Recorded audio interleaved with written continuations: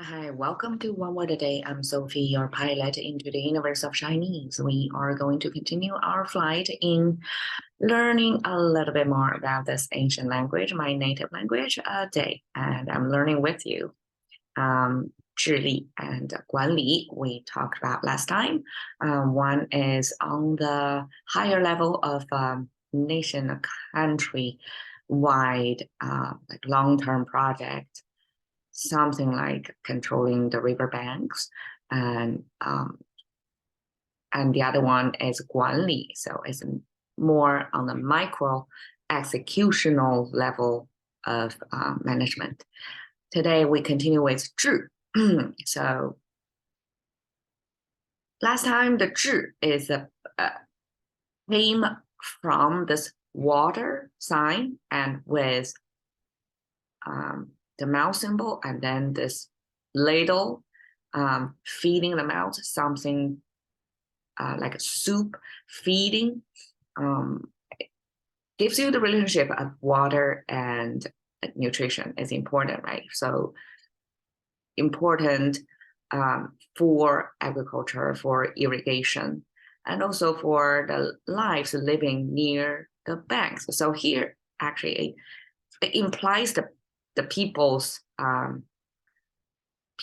intake of water, but also it gives you the shape. In a simplified Chinese, it looks like a almost semi-closed triangle shape.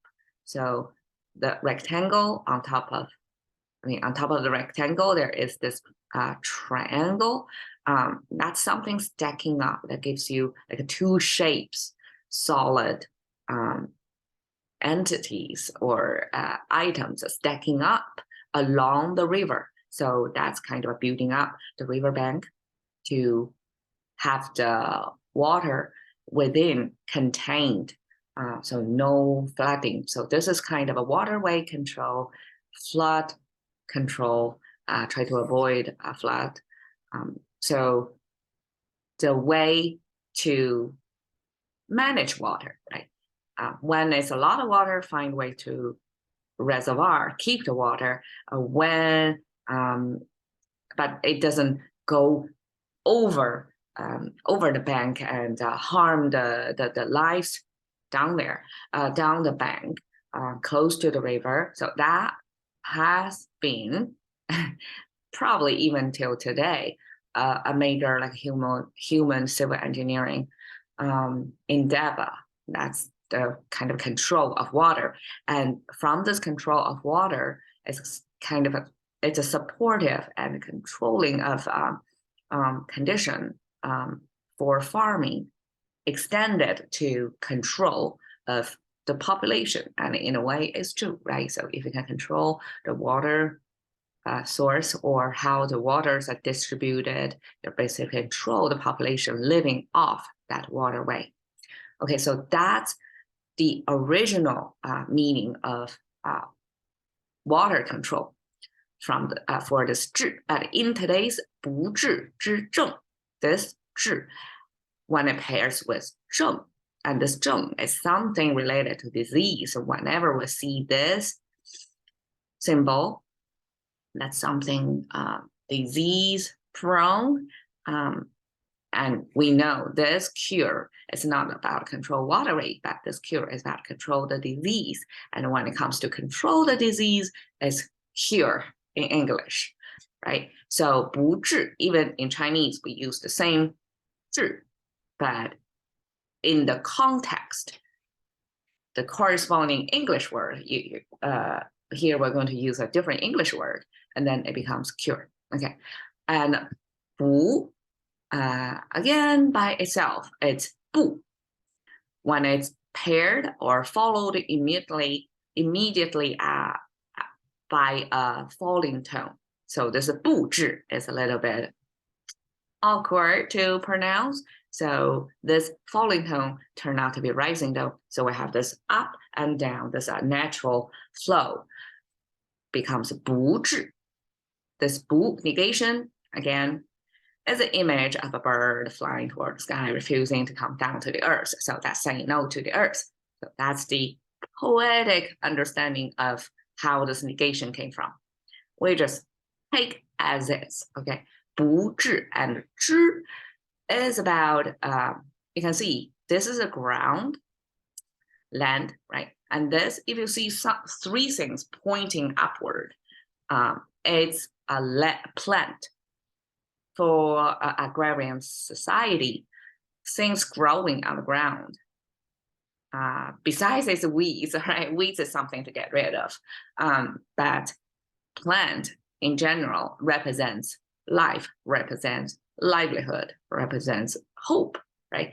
So this has a lot of meaning for people who live off the land, because agriculture is the main thing. Majority of the population been working all year round toward making plant growing. So when I see a symbol, a plant, that's something close to their day-to-day life. Unlike today, like we probably the closest to ours is cell phones or computers, right? But at that time, it's really organic living. So plant symbol becomes eventually extended into referring to something. And when it refers to things, often enough, it becomes a connector word. It becomes this pointer or linkage between concepts. So instead of it is a plant symbol, just concrete one thing. This 知 was eventually become kind of English this or that, like a container or a variable in a language. There's no specifications of whether exactly is this or that. Or sometimes we're just lazy. We don't want to spell out the whole thing. We just say this. We just point to something, right? And further down the line, it becomes this connector between the two concepts. In this case, 治 and 正, like a 治 is administered on 正, right? So 治 is action, and it's going to be applied on 正. So this verb and object relationship, one is connected with 知, this linking, it shows the relationship between this cue, this action is going to be applied on the symptom, this noun. So the relationship is when it has a negative in front of it, right? It's like not cure, so not curable, and 治 is connecting there, right? And I have to translate something into English, and I think, okay, kind of probably is kind of a description, descriptor of what kind of disease or symptom that is. So it becomes kind of, okay, so that's 治. There is, pretty culturally based reason of why this is a plan, and then this is something, this or that container word, and then eventually becomes a pointer towards something and a connector between two concepts. Okay, 正, I translate it as a symptom because most often it's referred to as symptom in contemporary Chinese, but ancient Chinese, there was no obvious distinction. I mean, probably there were, just we don't know. But in Chinese, we have 病, we have 疾. So 疾病 often pair together to mean, to refer to general illness or disease. But 正, because we have 疾 and 病 already, so they, once it comes to 正, this character doesn't need to carry that heavy load of referring to the disease directly. Actually, it means more often to be the symptoms of the disease. So symptoms is like the appearance, the evidence to support to a disease, because disease is more like a diagnosis, like things we can name what that is, or the cause of the symptoms, right? And symptoms is the appearance, the evidence, the observable patient's behavior level or appearance, like on the surface that you can see. So that's more the 正's contemporary meaning. It means symptom. So here, 不治之症, obviously it couldn't be just, I mean, if it's a symptom, it's explainable as well, because we want to, a lot of times, cure the symptoms. For example, when we have a fever, it's not the virus that we can kill. We cannot. It's the symptoms that we can control. We want to control the fever to lower down the temperature. So in that case, it is like we're trying to target and cure the symptom instead of the disease.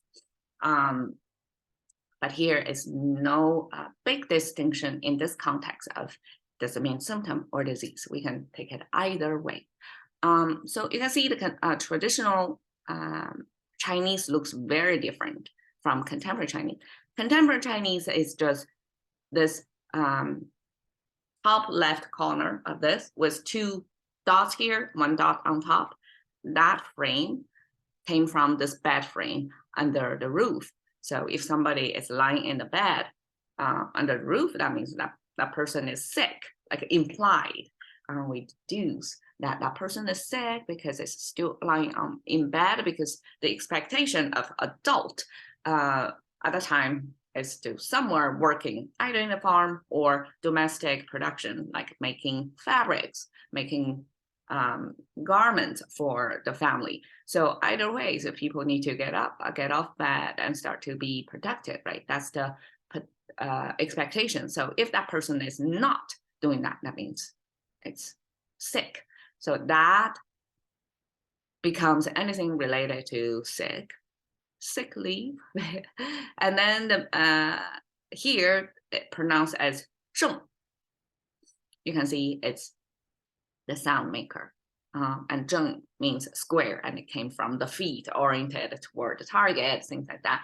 But it's a contemporary Chinese rendering of that. And traditionally, it could be written like this, that has this speaking side on the left, that we have the mouth symbol, the tongue here, little tip of tongue, and this kind of arrow thing pointing toward the mouth. That means the tip of the tongue inside the mouth. And then we have 2 horizontal lines, one on top of each other. One is longer on top of than the other.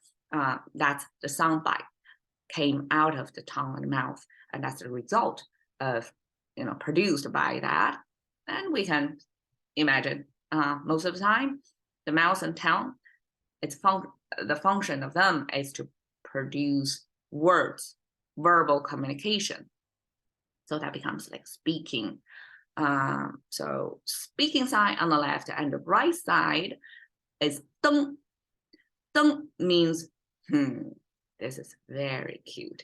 They're almost like a bird's claws, a pair of them, right? And it's a mirror image. So this actually is left and right foot of humans, and that's a human food in its abstract form. So you can see it's almost like, okay, this almost look like the right food, right? This 之 character, but it came from differently. You can see here it's connected in one line there. So I would view it as human food has 5 toes, right?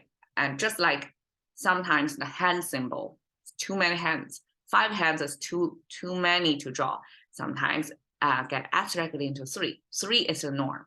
So here too, I would view it, especially for food, the toes were shorter, less distinctive. So we even have less reason to draw out all 5 toes over there. So 3 toes is enough to represent, okay, those 3 upward pointing cactus looking thing are the toes pointing. And then here, this is the arch, the soul of the food. So that's the way language abstract the food. And you can see it's symmetrical. So you can almost see, okay, I guess you can almost see, okay, this is the big toe, this is a little toe kind of branching out. And then these are the 2, 3, 4, the middle ones that abstract into one. We can see as that. So that's the two feet paired together. And we have this, we can regard it as a stand. So it's something lifted elevated above the ground and with a cover. Actually, this whole thing is a container, a cookware. But obviously, it doesn't make sense, right? How, like, why you step onto a cookware? According to some scholars, that is not foodware, but it's kind of like a stool for people to step on before they can get into carrier or the vehicles back then. So vehicles back then were elevated above the ground, of course, because you need to go over above the ground on wheels, right? So people, when they step onto such carriage, they need to step onto something. I would imagine that people back then, even in a smaller size than our contemporary people's height, so probably climbing onto those did challenging for some folks, so they have to step on that. And besides, some folks wear long gowns, and people who, the patrons who can afford to pay for a vehicle to travel instead of go on foot are people who most likely wearing long gowns, so they cannot really stretch out their legs that far, right? So they have to, step on the tools and be civil about it. So in any case, this is about standing on top of some elevated stool-like thing to go somewhere. So this is a step up or step on to something. So this 登 sometimes it pairs with mountain. 登山 means hiking, like going upper, to an elevated ground. So that's 登, and it's paired with speaking. Somehow, okay, that becomes like a 证, like a evidence. Almost like, imagine in a courtroom you have the lawyers to defend you or something like that, right? So you need to present a case by speaking and by, step up and standing tall and overlooking, presenting cases in all, like, a very eloquent way, and that almost feels like you're stepping up on a higher ground to speaking to a crowd and to present your case. So that becomes like an argument, right? Because it's related to speaking and standing on a higher ground kind of speaking. And that argument eventually extended into evidence. So when it comes to disease, it's evidence of illness. So it's almost like symptoms speaking for themselves. And of course, it has to be to trained eyes who can tell those are symptoms of speaking in their language, in the language of disease, to tell, right? So this speaking become, or elevated speaking, is like louder speaking almost, right? Becomes the symptom, indicating illness. So 不治之症 together just means fatal disease. And I picked this picture to kind of abstractly fatal disease kind of feel. Today's biggest or most famous fatal disease probably is cancer. I don't know if this looks like a cancer cell, but if you look closely, they are hands. They are hands holding in a certain pose. And then it's duplicated and circulated, formed in a certain way that looks almost like the microscopic scale of disease, but actually it's human hands posing, creating that sense of disease. And this pink and blue contrast in that kind of neon lighting gives you this sense of it's almost alternative reality. Is not under the sunlight, so it gives you that eerie feeling of something. This is something menacing, but this is not something you can control. So that uncontrollable, uncurable disease is how Chinese say it. 不治之症, fatal disease. Okay, cash into the currency of thinking by one word a day with Sophie. See you another day.